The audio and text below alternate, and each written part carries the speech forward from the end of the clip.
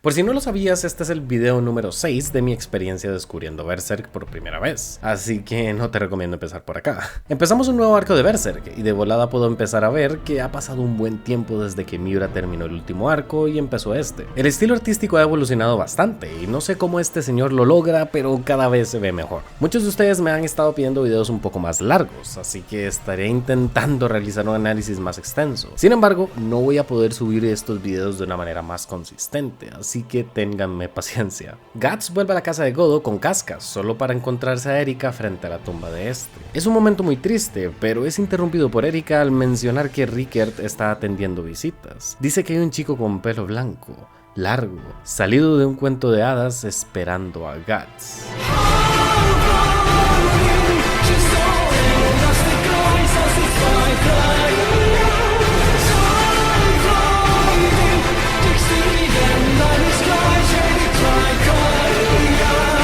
Lo que voy a abarcar en este video es la mitad del cuarto arco de Berserk, lo que serían unos 53 capítulos. En este arco podemos ver mucho más claro los elementos fantásticos del manga. En su momento fue un desarrollo progresivo, pero ahora estamos lidiando con magia, trolls y ogros. Empezamos fuerte este nuevo arco. El infeliz de Griffith está de vuelta en este mundo, y lo odio cada vez más. No puedo explicar con palabras lo increíblemente representado emocionalmente que estaba en el momento en el que estaba leyendo esto. La cara de Guts, sus expresiones, su confusión, todo eso estaba sintiendo mientras veía a este infeliz justificando sus acciones sin ningún tipo de remordimiento. Durante todos estos arcos y capítulos he visto a Femto, ¿ok? Me niego a volver a decir su nombre otra vez. He visto a Femto en silencio observando a Guts, diciendo tal vez una o dos palabras, pero realmente es al inicio de este arco en donde lo vemos hablar con Guts, y es terrible. De verdad, la ira y las ganas de que Guts partiera a este infeliz a la mitad eran demasiadas, y Rickert no sabe nada de lo que pasó, y con razón quiere detener a Guts. Él sigue pensando que Femto es el mismo que antes, cuando este ser del abismo es el peor ser humano que existe. La indiferencia de Femto provoca a Guts, quien obliga a Rickert a alejarse y luego enfrentarse a Zod. Este expresa alegría por la supervivencia de Guts al eclipse y procede a luchar contra él. Y esta es una batalla muy épica, pero que todos sabemos que Guts aún no es capaz de derrotar al apóstol. Y esto es algo que pasa mucho en este arco. El propósito de las batallas no es que alguno de los dos salga victorioso, sino el trasfondo del conflicto, y muchas veces la tensión no se da porque Guts va ganando o perdiendo. Es lo que está en juego durante el conflicto. Por ende, muchos encuentros terminan inconclusos, con alguno de los dos bandos alejándose de la batalla por algo de fuerza mayor, pero mostrándonos más un desarrollo mucho más profundo en los personajes. Zod elogia la habilidad de lucha de Guts y le dice que tendría que derrotarlo para llegar a Femto. La batalla se reanuda y Zod asume su verdadera forma, mientras Rickert lo reconoce como el mismo monstruo contra el que luchó la banda del halcón hace años. A lo largo de la pelea, Femto siente un leve latido proveniente de su corazón, creyendo que esto se debe a la materia que se fusionó en el recipiente utilizado para crear su nuevo cuerpo de carne. Esa materia siendo el feto de Guts y Casca, pero corrupto por Femto. Cuando llega Casca sintiendo su presencia por medio de la marca, la batalla de Guts contra Zod destruye la mina élfica de Godo y envía trozos de piedra volando por los aires que amenazan con aplastar a Casca. Afortunadamente, Femto salva a Casca. ¿Pero por qué? Mi interpretación de este suceso es que dentro del cuerpo físico de Femto está el niño demonio de Guts, Casca y este desgraciado. Y como lo vimos en el arco anterior, el niño siempre ha querido proteger a su madre. Me pregunto si esto tendrá alguna consecuencia para Femto en el futuro. Justo antes de decirle a Zod que se tienen que ir, Femto le dice a Guts que cumplirá su sueño de tener su reino sin importar lo que necesite, mientras Zod comienza a emprender vuelo.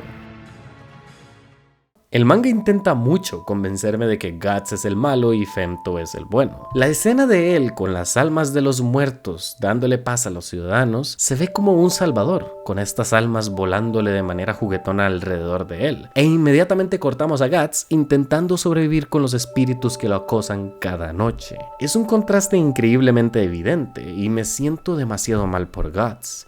Definitivamente podemos ver un apego mucho más grande por parte de Guts hacia Casca, y mientras dejan a Rickert atrás, las palabras de Godo resuenan en la mente de Guts. No abandones aquello que no puedes reemplazar. Unas palabras increíbles que definitivamente van a definir mucho la relación de estos dos conforme el manga avanza.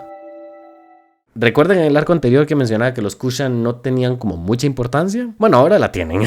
Esta tribu está invadiendo todo el reino de Midland y en un espíritu de desesperación el pueblo adoptó esta doctrina que profesa acerca del regreso del halcón de la esperanza, como si fuera Jesús o algo así. Y es en ese momento donde el ejército de los Kushan es utilizado de manera brutal para enseñarnos la nueva banda del halcón, liderada por Fento y sus guerreros demoníacos, apóstoles increíblemente fuertes y que cada vez temo más por la vida de Guts. Este manga te hace sentir terrible, dándole bufos y superpoderes a los malos, mientras que nuestro protagonista es un mero ser humano con una fuerza y determinación increíble y aún así no es suficiente. Y cuando recibe un bufo realmente lo perjudica. Pero bueno, más adelante vamos a hablar de eso. Puck convence a Guts de llevarse a Casca al lugar más seguro que conoce, su tierra natal, decidiendo que es mejor irse ahora en lugar de ser emboscado por espíritus. Guts entonces decide aceptar la oferta de Puck y partir hacia la casa del elfo. Después de dejar a los caballeros de la Sagrada Cadena de Hierro, Farnés y Serpico pasan una noche en las ruinas de una antigua casa rural. Y este último intenta convencer a Farnés de que no encuentra a Guts y que regrese a la Ciudad Santa. Entonces Serpico procede a recordar su infancia, cómo conoció a Farnés y sirvió a la casa Van Diemen. Aprendemos que él es el hijo bastardo del padre de Farnés y hasta la misma hipocresía de la Santa Sede de calificar de hereje a los menos afortunados, como su madre.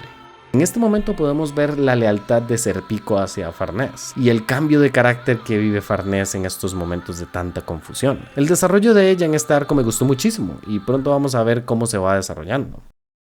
Por otra parte, Guts se encuentra en una situación difícil, al cuidar a Casca mientras lucha contra los espíritus. La decisión que ha tomado en los capítulos anteriores de alejar su lucha contra Femto y centrarse en Casca está empezando a vencerlo, con diálogos explicándonos cómo ahora se siente más pesada su espada, comete errores cada vez más torpes y el peso de cuidar a Casca cada vez se vuelve mayor. El asunto empeora cuando la oscuridad dentro de él aparece en un sueño, convenciéndolo de matar a Casca para poder continuar cazando a Femto sin más interrupciones. Aunque Guts se despierta y se niega a hacer tal cosa, termina siendo controlado por la bestia. Totalmente disociado de la realidad, Guts comienza a ver a Casca tal y como esos demonios que abusaron de ella, como un sacrificio, como un ser que no merece seguir bajo su cuidado.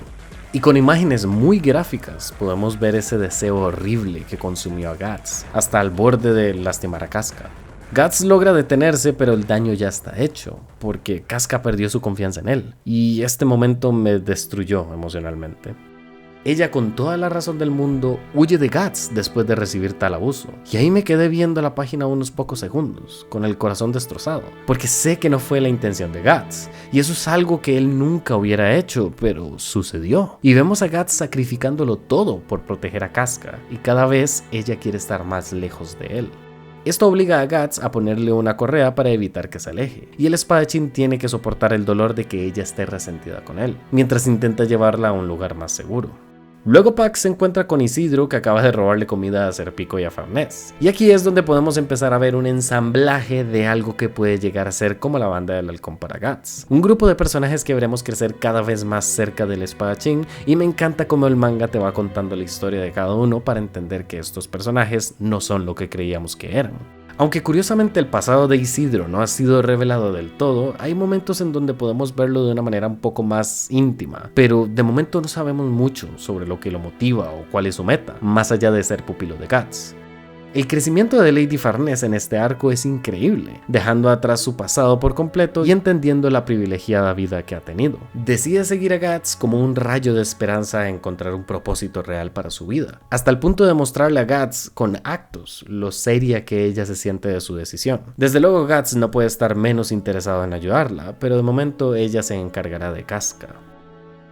Después de unos días de viaje acostumbrándose a sus nuevos compañeros, Guts se encuentra con un viejo pastor que les da indicaciones para llegar a la ciudad santa de Britannis, mientras les advierte que el sendero de montaña, que sería el más rápido para ellos, está infestado de trolls. Y en un momento de tensión y angustia nos introducen de manera misteriosa y un poco ridícula a uno de los personajes que más sentiré apego en este arco, una joven bruja llamada Shirke. Ahora, El nombre de esta niña es muy complicado de pronunciar, ¿ok? Y estoy seguro de que lo estoy diciendo mal, pero no pasa nada, ¿ok? Vamos a seguir adelante con ello. La joven bruja que observó a Griffith desde lejos se convierte en el héroe de todos ahuyentando a los trolls y llevando a todo el grupo a un lugar seguro.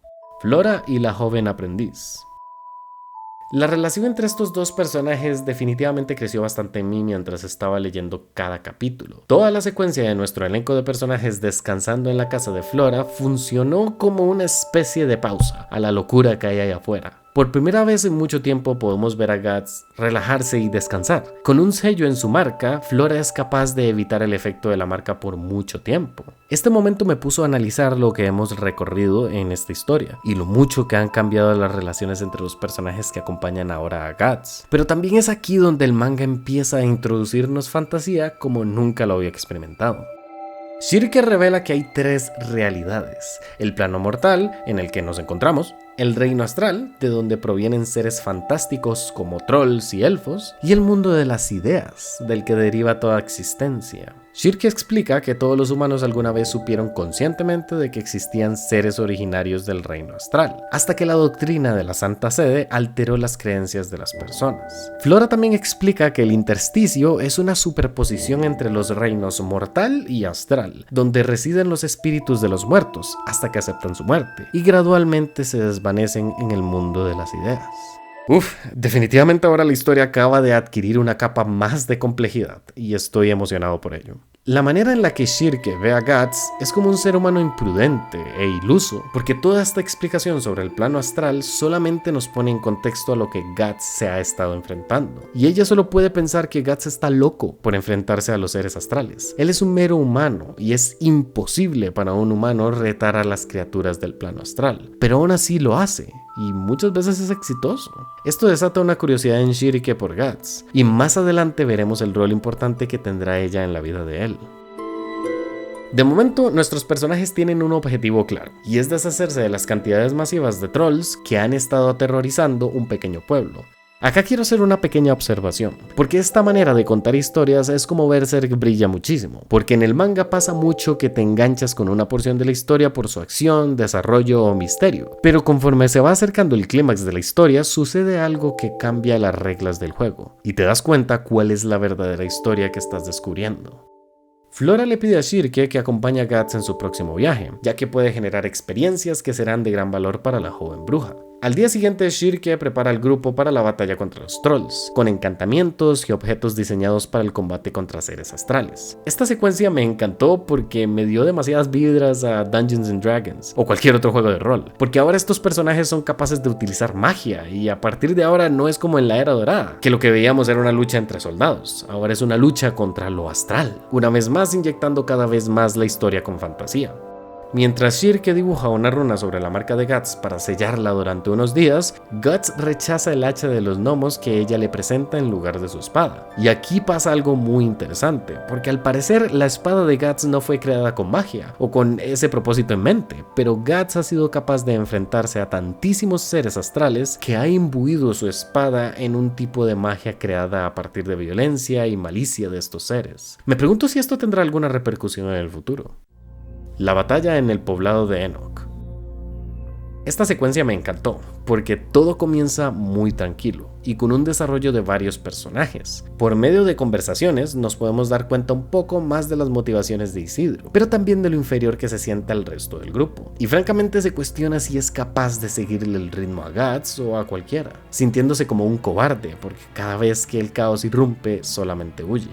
Por otro lado, Shirke también se siente incapaz en el rol que le ha puesto su maestra. Cuando ella revela que es la bruja enviada para ayudarlos, la gente expresa incredulidad, mientras un sacerdote de la Santa Sede la descarta a ella y a los demás como artistas ambulantes, y decide no interferir en lo que él considera una prueba de Dios sobre la fe de los aldeanos. Guts logra convencer al sacerdote para que los deje pasar la noche, afirmando que Casca es una peregrina que ora por recuperar la cordura. Guts se une a Shirke y le revela que cada iglesia de la Santa Sede fue construida sobre lo que solían ser casas de seres astrales, mientras le revela que Flora solía vivir entre ellos.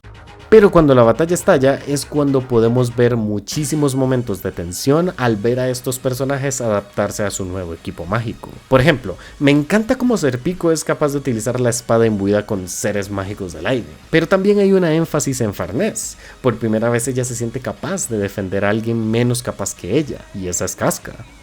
Ver a Farnés despojarse de su egoísmo y aventurarse a salvar a Casca en diversas ocasiones en esta batalla me gustó bastante, porque realmente puedes ver que ella no quiere volver a ser la de antes, y lo está intentando con todas sus fuerzas. Por supuesto, Guts es capaz de matar a hordas de trolls con un simple golpe, pero las cosas se vuelven tensas en un momento porque los trolls son demasiados, hasta que finalmente Shirike establece una barrera invisible alrededor de la iglesia, y los trolls dentro de ella se queman espontáneamente. Sin embargo, la victoria dura poco cuando aparece un monstruo más grande, que Shirike identifica como un ogro, y le dice a Guts que lo detenga mientras realiza otro hechizo. Guts lucha contra el ogro hasta que aparece otra criatura que Shirike reconoce como un Kelpie. Serpico se ofrece a lidiar con el Kelpie para que Guts pueda concentrarse con el ogro. Los hombres entonces empiezan a luchar contra sus respectivos monstruos, mientras que Shirike logra comunicarse con un espíritu del río, conocido como la Dama de las Profundidades, en cuyo santuario se construyó la iglesia. Shirike logra convencer al espíritu para que le ayude creando como una especie de camino para lavar todo lo que está fuera de su barrera, con Guts y Serpico matando a los monstruos oponentes mientras los trolls son arrasados por la corriente. Sin embargo, Shirike se sumerge demasiado en el mundo astral como para recuperar el control de sí misma. Entonces Ivalera empieza a guiar a Farnés con un método para ayudar a Shirike de regreso a su cuerpo. Pero cuando ella regresa sana y salva a su cuerpo, Farnés y Casca cayeron accidentalmente al agua. Después de unas horas de búsqueda, Guts le asegura que no es culpa suya. Y esto me llamó poderosamente la atención, porque podemos seguir viendo más crecimiento por parte de Guts. Porque hace unos capítulos la reacción de Guts al sentirse defraudado era muy diferente.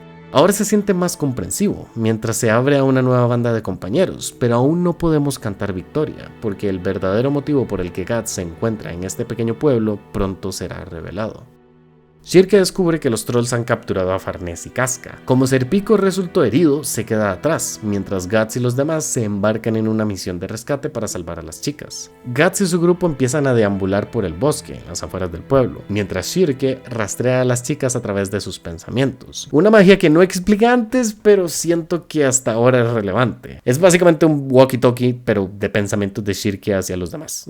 Finalmente el grupo se va adentrando cada vez más en el bosque, cuando notan que su entorno empieza a cambiar a extrañas criaturas con rostros humanos. Y Shirike deduce que han seguido a los trolls a una parte del reino astral conocida como Qliphoth. En la guarida de los trolls, Farnés logra despertar a Casca para que escape de los carroñeros. Sin embargo, las mujeres terminaron en una cámara de la guarida de los trolls donde violan a las mujeres capturadas. Y de una manera grotesca y que claramente no puedo enseñar acá en YouTube, el manga no los hace saber. Afortunadamente, Guts llega a tiempo y se queda para cubrir al grupo mientras las mujeres y los niños cautivos escapan. El grupo se abre camino a través de los depredadores del Qliphoth, solo para ser rodeados por trolls. Pero cuando el grupo procede a salir de la cueva, Casca se desploma de dolor y se aferra a su marca. Al sentir el cambio en las emociones de Guts, Shirike decide darle unos minutos para salir de la cueva antes de comenzar a invocar a un espíritu para detener a los trolls para siempre. Al mismo tiempo podemos ver que Guts también experimenta ese dolor en su marca y podemos ver que el Behelit empieza a formarse. Mientras vemos a Slann, esa miembro de la mano de Dios, emerger del agua ondulante usando las tripas de los trolls asesinados por Guts para manifestarse. Es correcto, esta desgraciada es la que está detrás de todo lo que ha estado pasando en este video. Guts intenta derribar a Slann, pero ella usa sus alas para obligarlo a detener su ataque antes de rodearlo con sus brazos. Slann explica que ha estado interesada en Guts desde el eclipse y observó cada uno de sus movimientos. Ella procede a burlarse de él para que ceda a su ira, para que pueda convertirse en un apóstol. Hasta que el Schoolboy aparece. Es decir, que este cabrón aparece en los momentos más convenientes de la trama. Afortunadamente, Skull Knight aparece a tiempo para detener a Guts y preguntarle a Slann por qué solo ella fue convocada.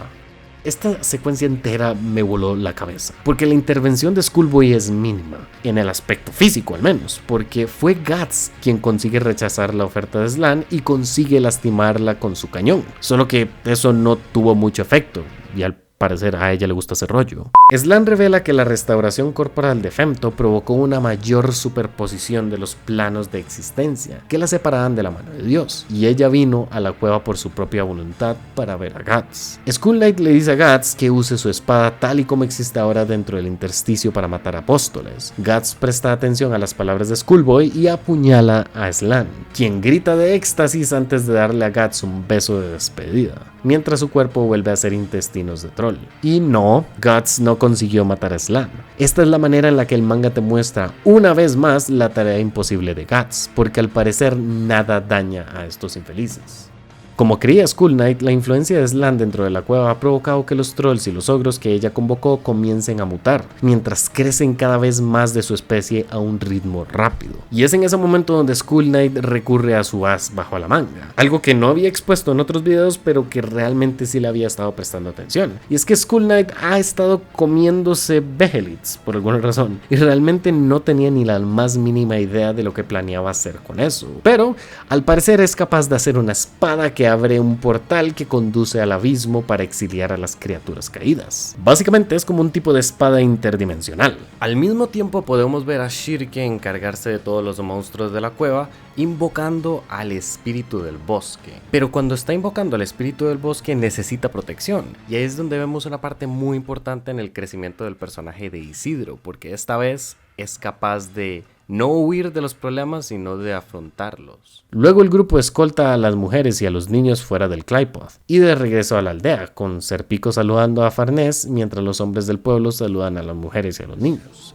Y en este momento Guts observa la alegre escena que tiene ante él. ¿Será que ahora tiene a sus compañeros nuevamente?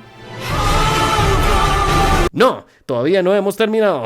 De vuelta al árbol de los espíritus, Flora preparó una armadura para Guts a petición de Skull Knight. Pero mientras, Flora siente intrusos hostiles entrando a sus dominios, y cuando Guts y el grupo llegan al árbol de los espíritus, lo encuentran en llamas. Shirke, angustiada, entra corriendo a la mansión en llamas para encontrar a su mentora, con Isidro y Serpico persiguiéndola. Guts se da cuenta de que es obra de los apóstoles y Skull Knight está ahí para darle soporte. Pero por Dios, Guts viene de luchar con un miembro de la mano de Dios. ¿Por qué no puede tener un descanso este señor, por favor? Dentro del árbol, Serpico e Isidro instan a Shirke a escapar del incendio mientras pueda. Ella recibe un mensaje telepático de Flora que le pide que traiga la armadura que preparó para Guts, quien actualmente es superado en número por los demonios que están luchando afuera. Y de la nada, Zod aparece antes de que su compañero apóstol, Grumbelt, exprese su deseo de luchar contra Guts. Y este se enfurece cuando su oponente revela que Femto ha estado formando una nueva banda del halcón. Y encima este desgraciado tiene la audacia de decirle a Guts que no es el espadachín negro, porque en su lucha no parece satisfacer sus expectativas. ¡Ah, no, huevón! Mi hombre Gustavo aquí viene de matar hordas de enemigos mientras este infeliz está más fresco que una lechuga. Y sé que lo hago parecer gracioso, pero mi énfasis en esto no es solo para demostrar mi punto, sino lo mucho que Berserk pone a Guts en este tipo de escenarios, y aún así, él es capaz de superarlos. Flora le explica a Shirke que ha llegado su momento, mientras ella teme lo sola que se sentirá cuando su mentor se haya ido y la mansión haya sido quemada. Y esta es una escena muy triste, porque realmente no tienes mucho tiempo de conocer a estos personajes, pero con un par de paneles te das cuenta de lo cercanas que eran.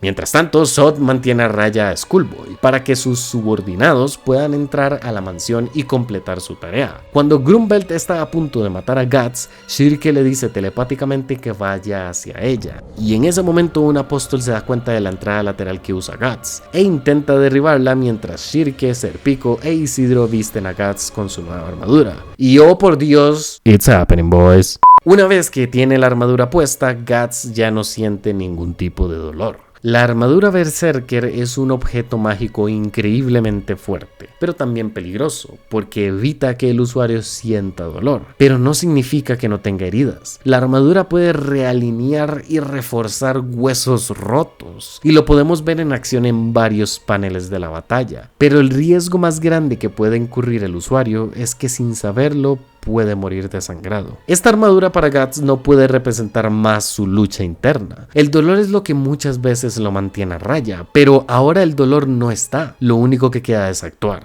bajo la premisa del rencor y de la venganza. Zod reconoce la armadura y se da cuenta de que Skull Knight le dio a Guts un arma poderosa que finalmente puede destruirlo. Después de que Guts usa la armadura por un corto tiempo, el casco empieza a tomar la forma de la bestia de la oscuridad, representando cómo Guts se ha dejado ir por completo por el dolor y sufrimiento que ha impulsado su lucha contra los apóstoles. Y en cualquier otra historia estaría saltando de emoción y apoyando al personaje principal, porque finalmente está a la altura de sus oponentes. Pero en el caso de Berserk, mientras veía estos paneles, lo único que sentía era miedo. Porque esto no era un momento épico de celebración como en otros mangas, estaba siendo testigo de la destrucción de un hombre ante sus más malignos deseos. Grumble admite la derrota en forma humana y procede a cambiar a su forma apóstol, donde continúa luchando contra Guts. Incluso en su forma de apóstol, Guts consigue ser más que un rival para Grumble, debido a la capacidad de la armadura para realinear y reforzar los huesos rotos. Mientras Guts gradualmente se vuelve más animal en su forma de luchar, Shirke logra hacer contacto con el alma de la armadura Berserker y encuentra a la bestia de la oscuridad. Dentro de ella está el ego de Guts. Y es aquí donde Shirke se da cuenta de la fuente del dolor de Guts, el eclipse.